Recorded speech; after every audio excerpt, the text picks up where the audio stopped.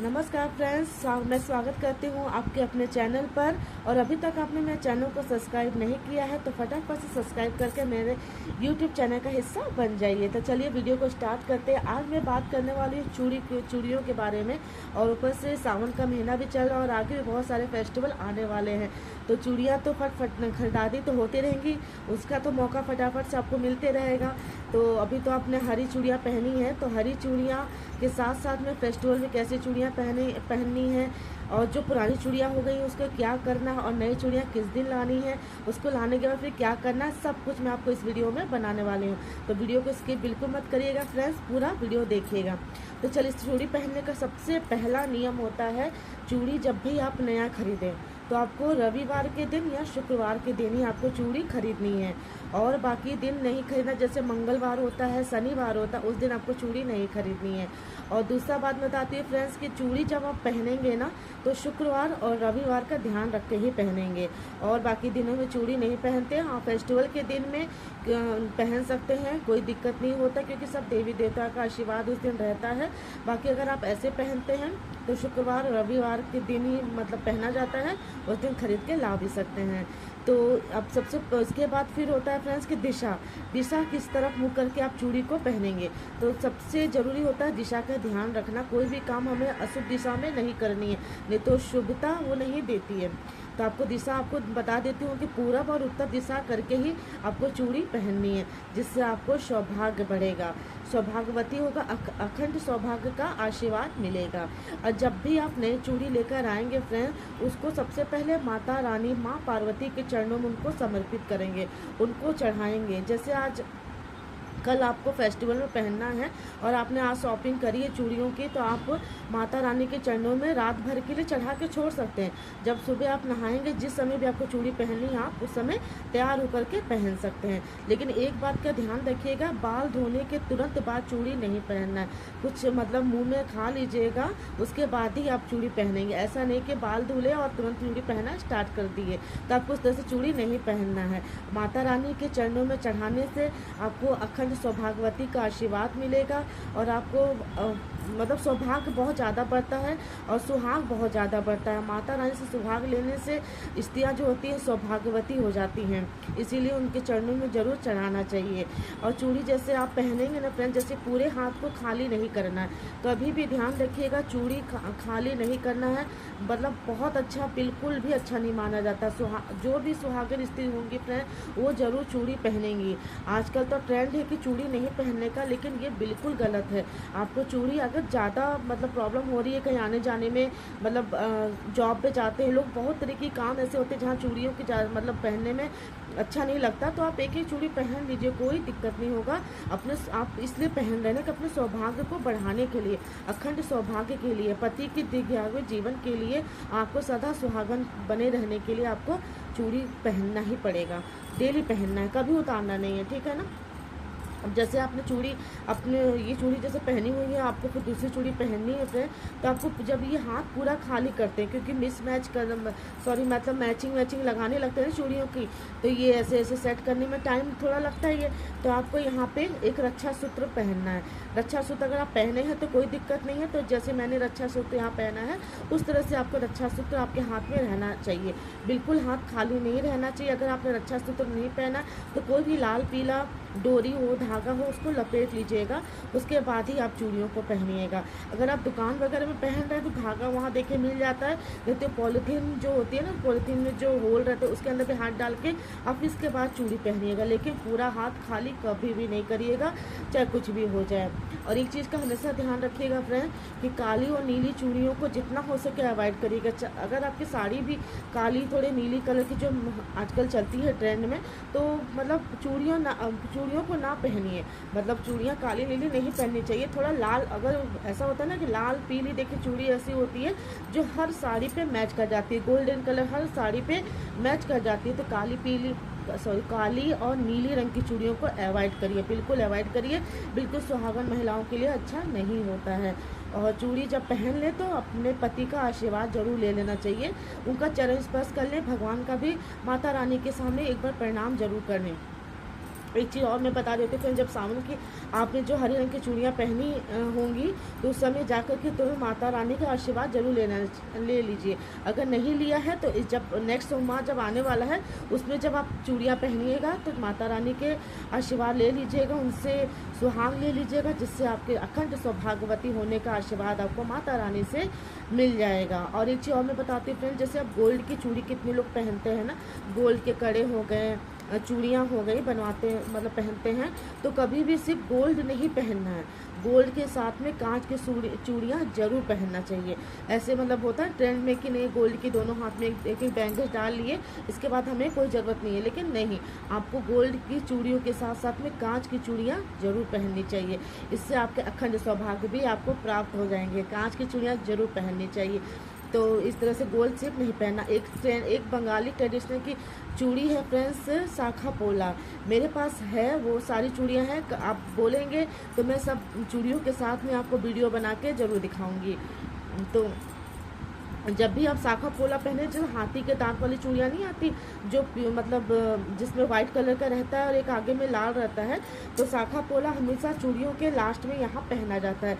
और वहाँ पे ना जैसे बंगाल वगैरह में देखेंगे तो उसके ऊपर सोने की डिजाइन बनी रहती है, बहुत सुंदर सुंदर मिलती है, रिंग भी मिलता है, तो चूड़ियाँ ऐसी मिलती हैं। तो जब भी आप शाखा पोला पहने चूड़ियों को, वो भी अखंड सौभाग्य के लिए बहुत अच्छा होता है। डेली नहीं पहनना, जैसे जब आपका मन हुआ थोड़ा दिन पहन लिए, फिर चेंज कर सकते हैं, फिर बदल सकते हैं।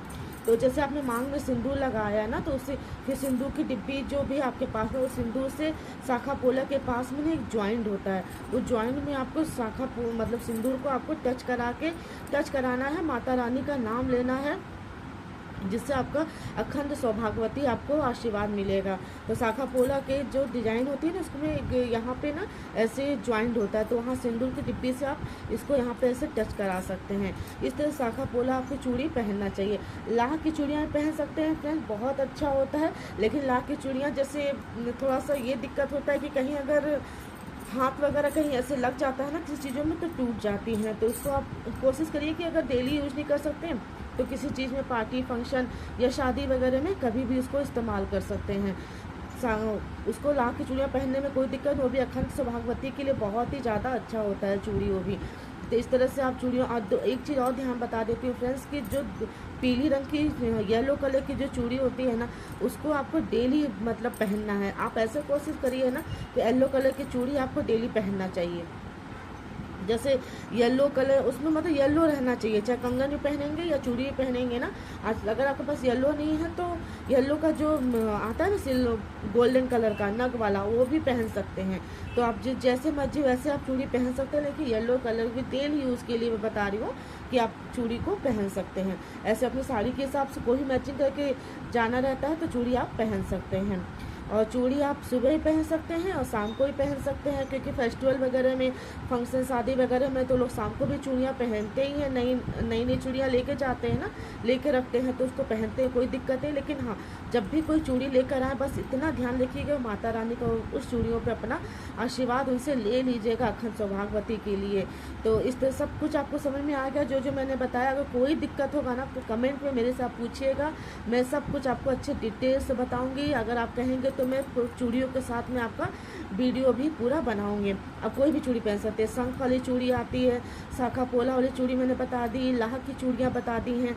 तो अब नेक्स्ट लोग पूछते हैं कि जैसे चूड़ियाँ हम लोग नई लेकर आते हैं मार्केट से, तो जो पुरानी चूड़ियाँ हो जाती है, जैसे किसी का कलर फेड हो जाता है ना, उसको पहनने में डेली यूज में भी अच्छा नहीं लगता, तो क्या करेंगे चूड़ियों का, है ना। किसी को अपनी पहनी हुई सुहाग की चूड़ियाँ तो किसी को दे भी नहीं सकते और उसको फेंक भी नहीं सकते हैं। तो आपको एक डोरी लेनी है, आराम से आपको रेड कलर की डोरी या येलो कलर की डोरी मिल जाएगी मार्केट में, तो आप उसको लेकर आइए।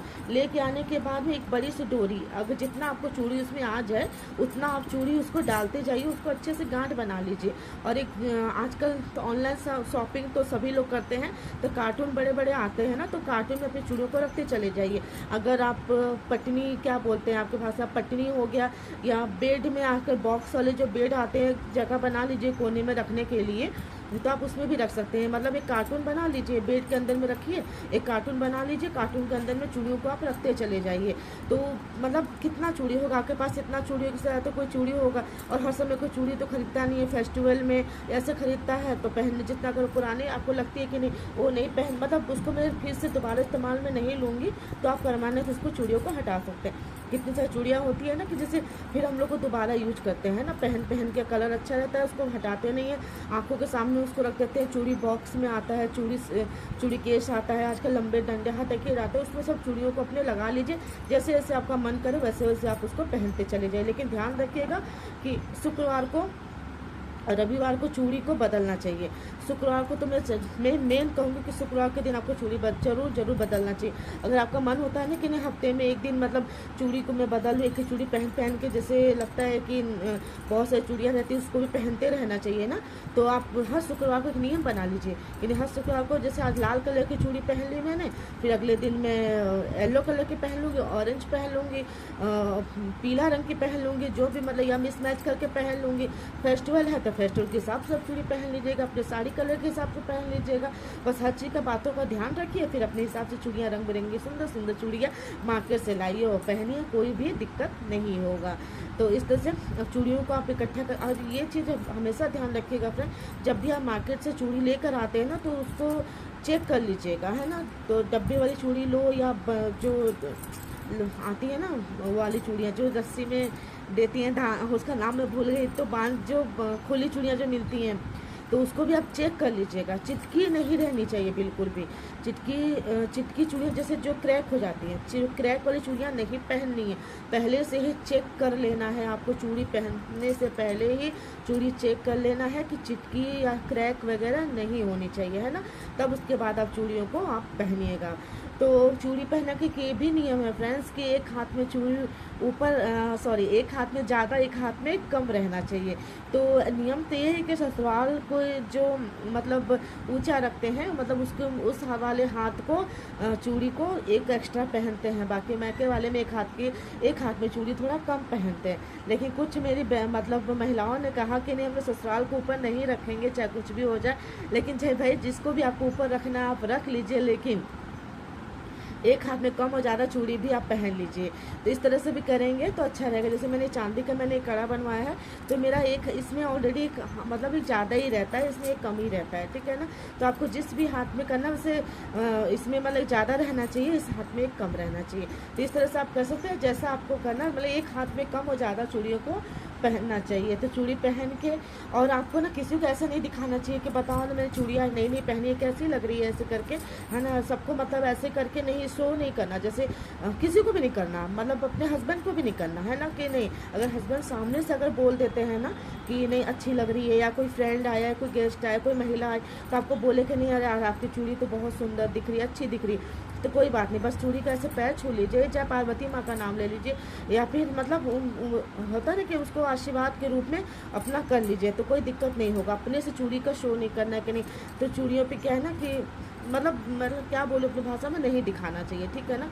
तो किसी के सामने इस तरह से डायरेक्ट चूड़ी पहन के मतलब ऐसे ज़बरदस्ती नहीं पूछना चाहिए कि कैसी लग रही है। हाँ नहीं समझ में आ रहा मिस मैच करना तो आप पूछ सकते हैं कि हाँ भाई देखो कैसे कलर को मैच करना है, थोड़ा बता दो मुझे, ठीक है ना। लेकिन पहनने के बाद नहीं करना है, ठीक है। पहनने के बाद तो मतलब डायरेक्ट नहीं पूछना, फिर सामने से कह देता है तो कोई दिक्कत नहीं है, उसमें कोई परेशानी नहीं होगी। तो जितना भी मैंने चूड़ी का नियम था सब मैंने बातें आपसे शेयर कर दी हैं। अगर कोई चीज़ छूट जाता है तो कमेंट में आप मुझे बता दीजिएगा, कोई चीज़ पूछना रहेगा। और वीडियो कैसा लगा फ्रेंड्स, अगर अच्छा लगे तो प्लीज़ एक चैनल को लाइक कर दीजिएगा, शेयर कर दीजिएगा, सब्सक्राइब कर दीजिएगा, बेल आइकन को प्रेस करके मेरे हर वीडियो के नोटिफिकेशन ऑन हो जाएगी। जैसे मैं कोई वीडियो अपलोड करती हूँ और आप तक डायरेक्ट पहुँच जाएगी। तो ऐसे ही बेनिफिशियल वीडियो देखने के लिए आप मेरे चैनल पर बने रहिएगा।